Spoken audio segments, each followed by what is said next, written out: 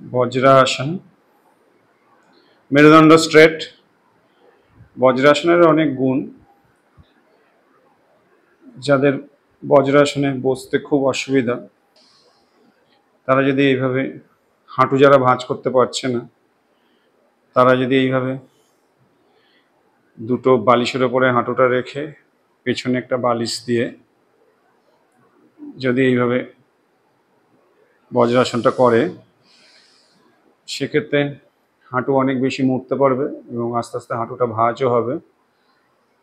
বিশেষ করে বজ্রাসন আমাদের হজম শক্তিতে খুবই সাহায্য করে, খাবার হজমের জন্য, এবং তার সাথে সাথে বাত থেকে আমাদের রক্ষা করে।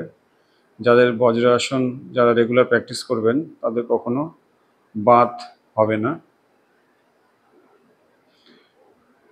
এইভাবে বজ্রাসনটাকে প্র্যাকটিস করতে হবে। মেরুদণ্ড আর একটু সোজা করার চেষ্টা করুন।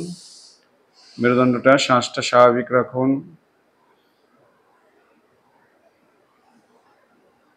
বজ্রাসনের অনেক গুণ।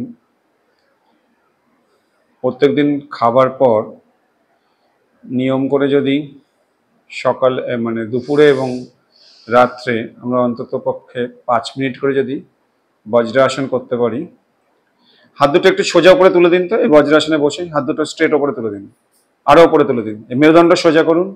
হ্যাঁ, যদি বজ্রাসনের সাথে এই টেকনিকটা আমরা একটু করতে পারি, হাত দুটো সোজা পাশাপাশি, হাত দুটো পাশাপাশি, হ্যাঁ এরকম ঘুরিয়ে, তাহলে খুব তাড়াতাড়ি খাবারটা নিচে নেমে আসবে। খুব তাড়াতাড়ি খাবারটা নিচে নেমে আসবে এবং হজম হতে সাহায্য করবে। বজ্রাসন করলে কি হয়, সমস্ত ব্লাডগুলো আমাদের পেটে চলে যাচ্ছে, ব্রেন থেকেও কিছু ব্লাড আমাদের পেটে চলে আসে নেমে, যেটা কিনা আমাদের হজম শক্তিতে তখন কাজ করে। এই জন্য খাওয়ার পর কখনো হাঁটতে নেই, সবসময় এইভাবে বজ্রাসন করে।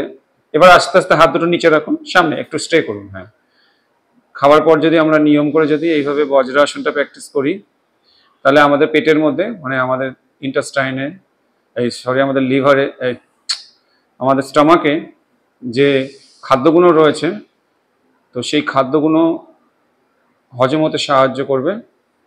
এখানে প্রচুর পরিমাণে ব্লাড চলে আসে,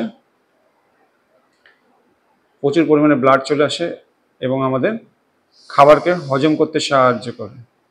তো প্রত্যেকদিন নিয়ম করে আমরা যদি 5 মিনিট করে যদি অন্তত পক্ষে এইভাবে বজ্রাসনটা প্র্যাকটিস করতে পারি, তাহলে আমাদের গ্যাস, অম্বল, আর্থ্রাইটিস, আমরা বেশিরভাগ লোকই আর্থ্রাইটিস ভুগি। আর একটা জিনিস, একটু থাকুন, আর একটা জিনিস, প্রত্যেকদিন যদি নিয়ম করে যে বজ্রাসন করবে তার কখনো জীবনে কোনোদিন হাঁটু ব্যথা হবে না। এই জন্য প্রত্যেক দিন নিয়ম করে বজ্রাসন অবশ্যই করতে হবে।